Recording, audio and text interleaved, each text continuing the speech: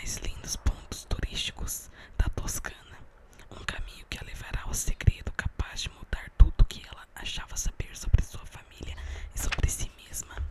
Então este livro é um pouco sobre descobrir um segredo e romance também. Primeira página.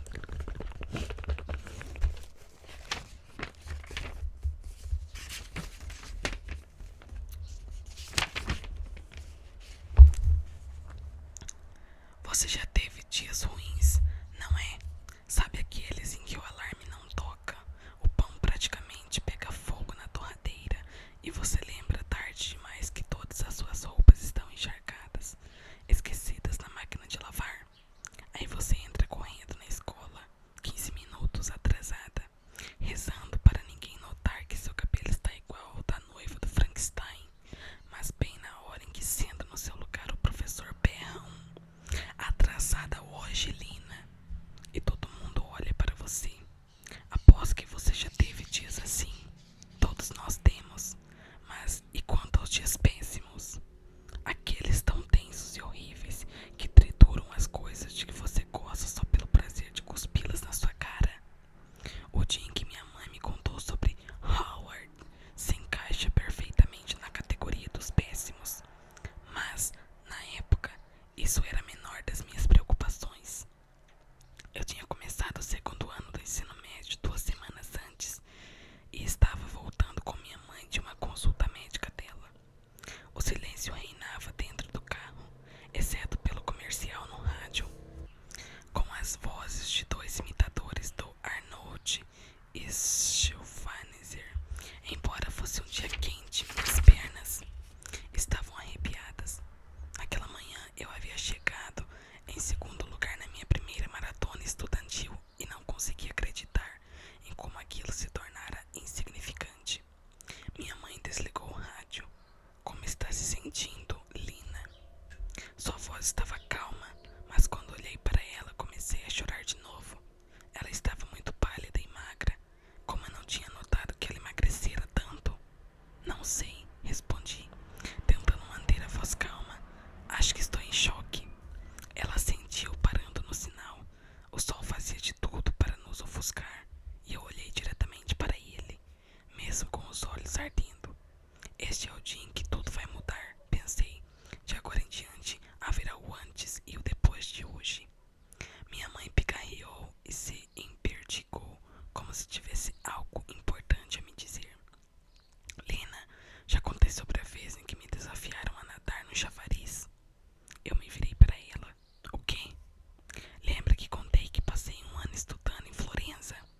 Eu tinha saído para tirar fotos com o pessoal da minha turma e o dia estava tão quente que achei que fosse derreter. Um amigo meu, Howard, me desafiou a entrar no chafariz.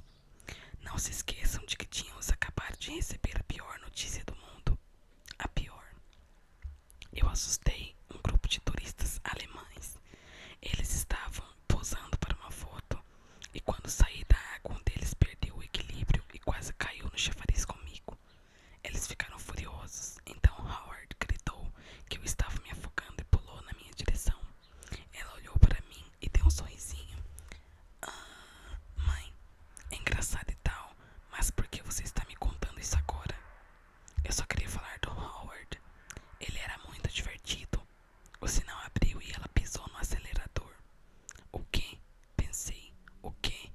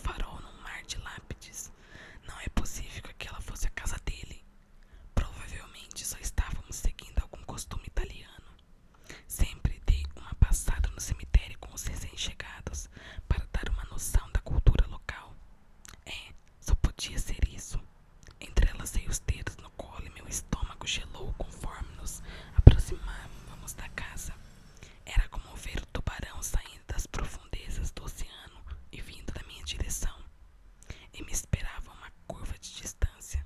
Não entre em pânico, não pode ser. Sua mãe não teria mandado você morar num cemitério. Ela teria avisado, ela teria. Ele ligou a seta e eu perdi o fôlego. Ela simplesmente não me contou. Você está bem? Howard, a quem eu talvez devesse chamar de pai, me olhava com uma expressão preocupada, provavelmente porque eu tinha acabado de soltar um chiado. É aqui que você... Fiquei sem palavras, então tive que apontar. Bem, é sim. Ele hesitou por um instante, depois apontou para a janela.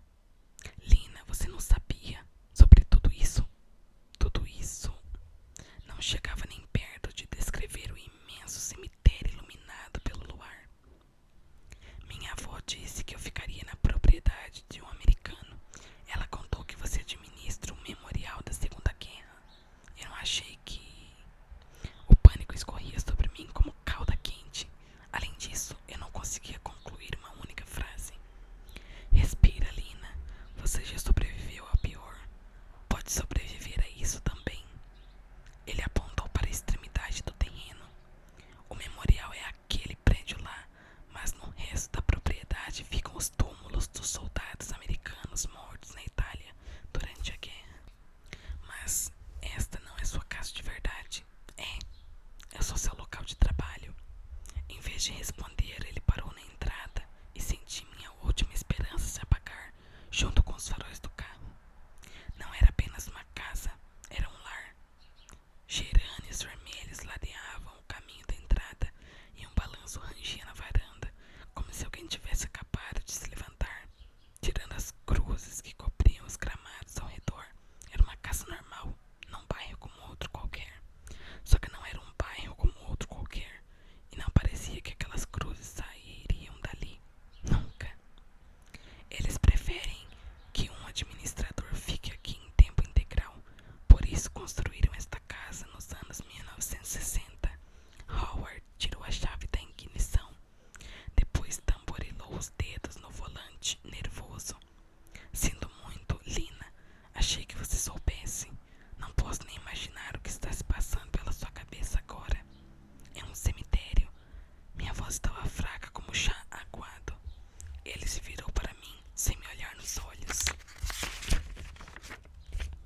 Eu sei, e a última coisa